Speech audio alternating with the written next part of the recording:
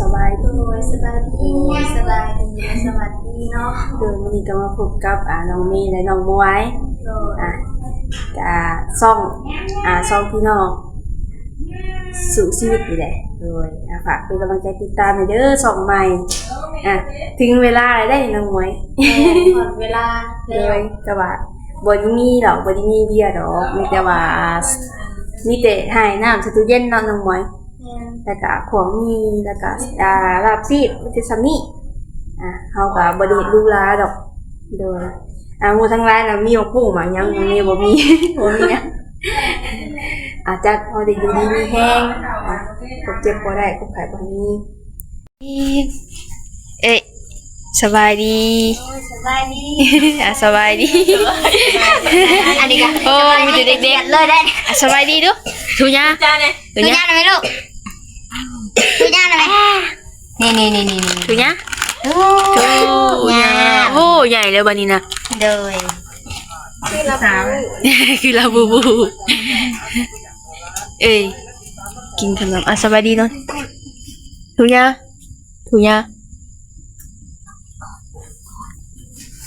ได้แม่ไปหาแม่จ้ะแม่นะไปหาแม่เจ้า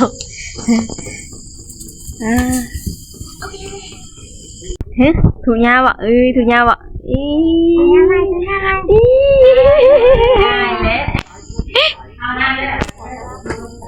ได้แล้วว่าบันนี้ปะมีแต่ซ้ำนี่แหละเพราะว่าเฮาบ่ได้เฮ็ดใหญ่โตเนาะปะเตรียมพร้อมสำเร็จใช่น้องไม้สบายดีไหมสบายดีสบายดีน้องไม้นี่งามเป็นพิเศษอะไรวะ1 2 3 Happy birthday to you Happy birthday to you Happy birthday Happy birthday Happy birthday to you นั่นจะมืออย่างนี้จะมืออะไร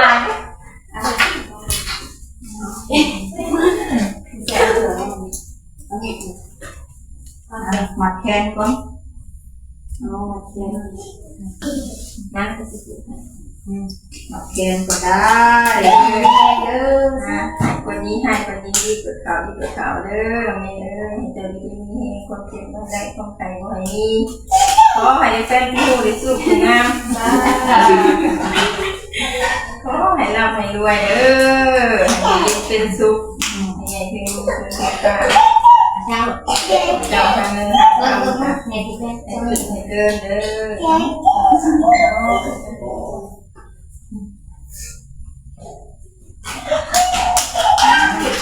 เด็กแฮปปี้เบิร์ธเดย์อยู่วันนี้เด้อน้องไม่เลยจะจ้างปลูกเด้อปลูกงอกก็คือตัวดีแห้งเด้อหากนี้เจ้าพี่เก่ากับพี่ใหม่เด้อ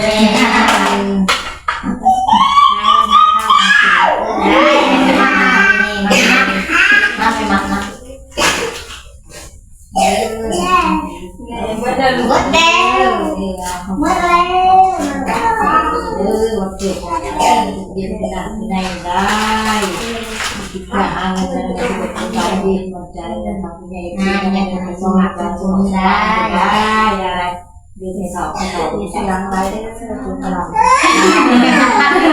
เอาทีสอบเอามัด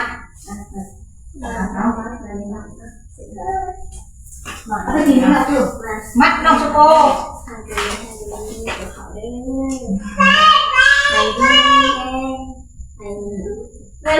ืมเลย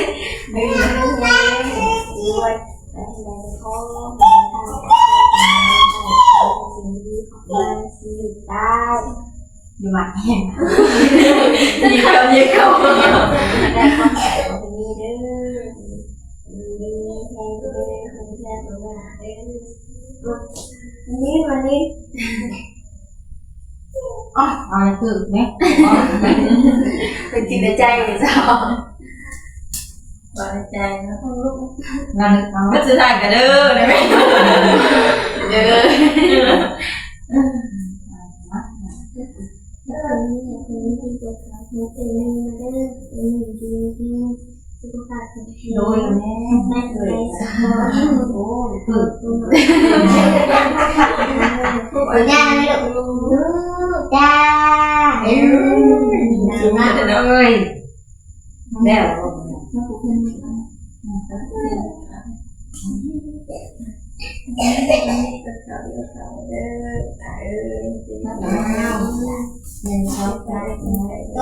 เศร้าเลยลูกเอ้ยมาหักเลยมาแค่มากินได้ว่าแบบนี้เลย สู้ความทุกข์เด็ดความเนี่ย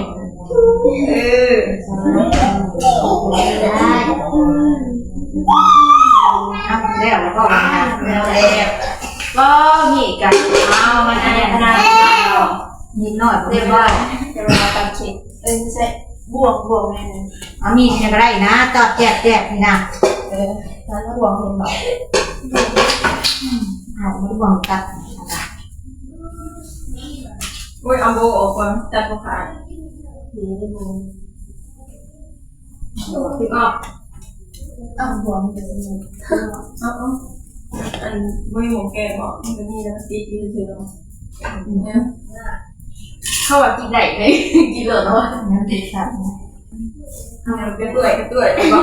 งานเป็นยาเป็นเสื้อเห็ด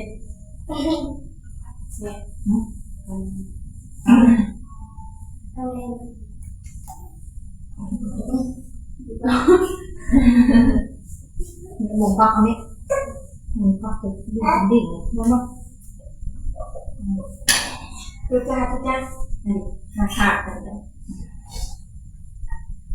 เอาไปจอดเนาะรอดจ้าไม่ทำจะมีบอกเป็นหนังแล้วเราต้องสองคนนี้เนาะเอาใส่สองคนนั้นเอาใส่ไอ้กับนอกเรือกับนอก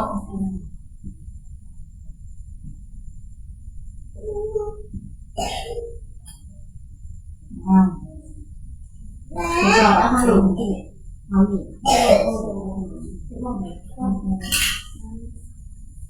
เขาไปอินนะกินกับกูได้กัน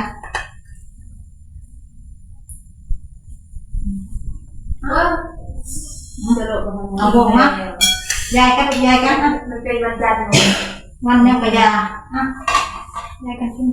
ก่อนจ้ากันใจอ้าว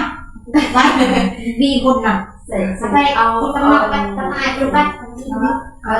กินลายเด้อเสียห่วงเลย เค้กกะกอดน้อยๆ พอกันกินอยู่แล้วยังเหลืออยู่เลยผัด กินลายเป็นวัดไป ยังเดี๋ยวผัดหมี่ดิยังสิเอาออกมาอยู่ กินลายเป็นเมื่อวานเลย แซ่บอ่ะ อยากกินลายเป็นแบบนั้นนะ บาวานถามหา ง่ายโอ้ย จะลองซิมดูตัวเด่นเนาะยังนี่นะลูกไข่ ที่เป็นปลาอะไรดูทางงา ถูกยา เฮ้ยไม่ใช่เป็น คือน้ำบะ นั่นหรอมันจ้ามันเจ๊นะ เอ้ยเบาหน่อย ทำเมย์ผมดูจ้าทำเมย์ผม เอ้ากินน้ำบ่กินน้ำบ่ ไม่ กินน้ำจะคือบ่ว่าน้ มั่ง ำอ่ะ อย่าเล่นไปนี่มา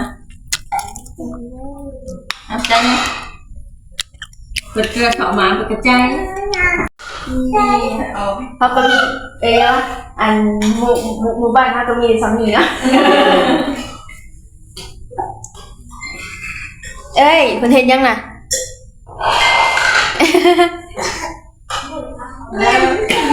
เด้อเค้กเด้อ ลืมเบิดเนาะ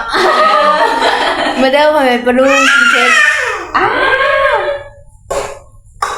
กบวนประจำบ้าน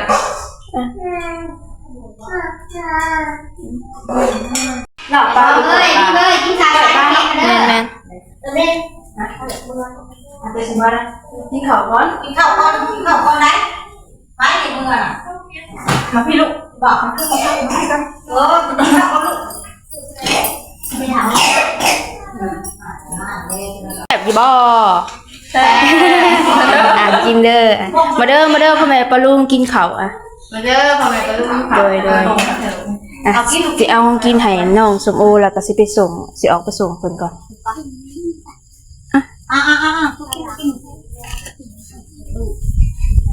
น้องปูป้าฮักกะมาเดี๋ยวบ่สบายดีเด้อขอไปกินข้าวกินได้เด้อ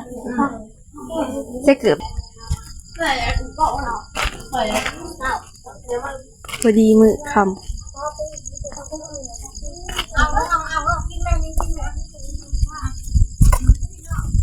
น้องสมโอเพิ่นว่าบ่ท่ากินก่อนบอกแม่เด้อนั่นเด้อบ่เฮาบอกให้ก็ได้ไปบอกอ่ะเอ้ยอันน่ะจะแบ่งให้เด้อสิบอกเพิ่นเองเมื่อกี้นี่เพิ่นก็มาหาอยากแบบว่าไปหลินโททีบ่บ่เมื่อค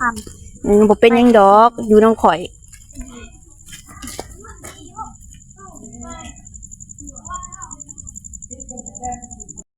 พอดีมาหอดเลยเอาเราไปห้องกินอ่ะ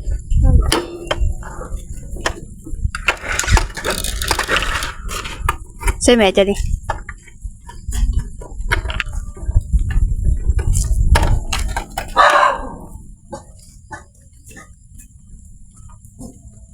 เป็นยังไงเขาในเด้อพอดีมาส่งหอดเงินเรียบร้อยโดยสบายดีกินข้าวแล้วบ่กินเลยนะ เอาว่าคือบ่กินข้าวก่อนว่าเฮาก็ตักโอ้ตักไวๆขนาดว่าได้ยินน้องปูป้าว่าว่ะ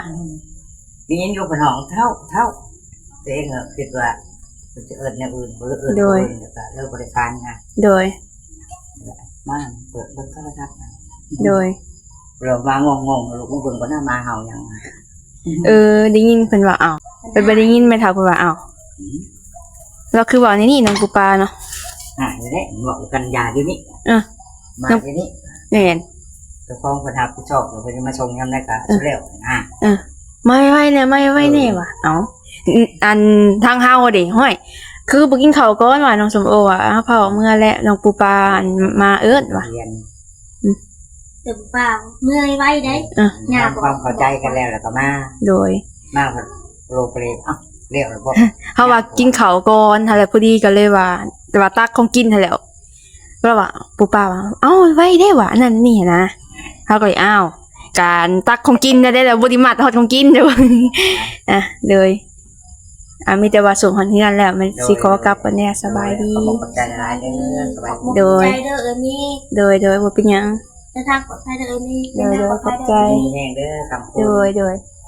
เฮ็ดอยู่ที่อันลูกหลานไปซอยแม่นเห็นเพิ่นก็สวยเด้โดยเพิ่นบ่ได้อันนั้นดอกมีแต่ว่าโอ้ยเอ้ยเฮ็ดแบบใดแน่ก็บอกเพิ่นไปเดี๋ยวไปส่งมาที่ส่งน้องสุโอกลับบ้าน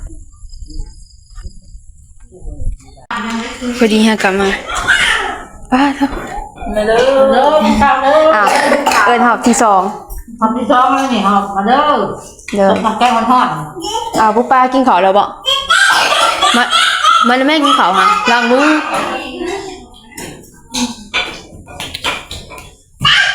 จะข้าวมากกว่าคุณฮักค่ะโธ่ฮักก็มาที่ส่ง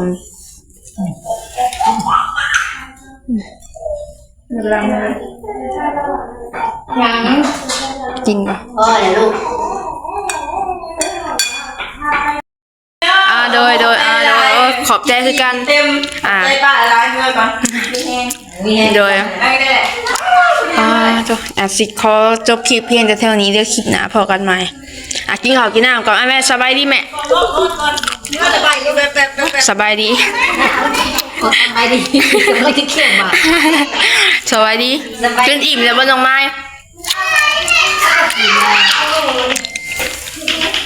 สบายดีกำลังกินแซ่บเลยสบายดีเลยบริการเรียบร้อยแล้ว คลิปหน้าพบกันใหม่เด้อฝากคนไหนปาลุนไปกำลังใจติดตามในเบิ่งเลยไปแล้วสบายดี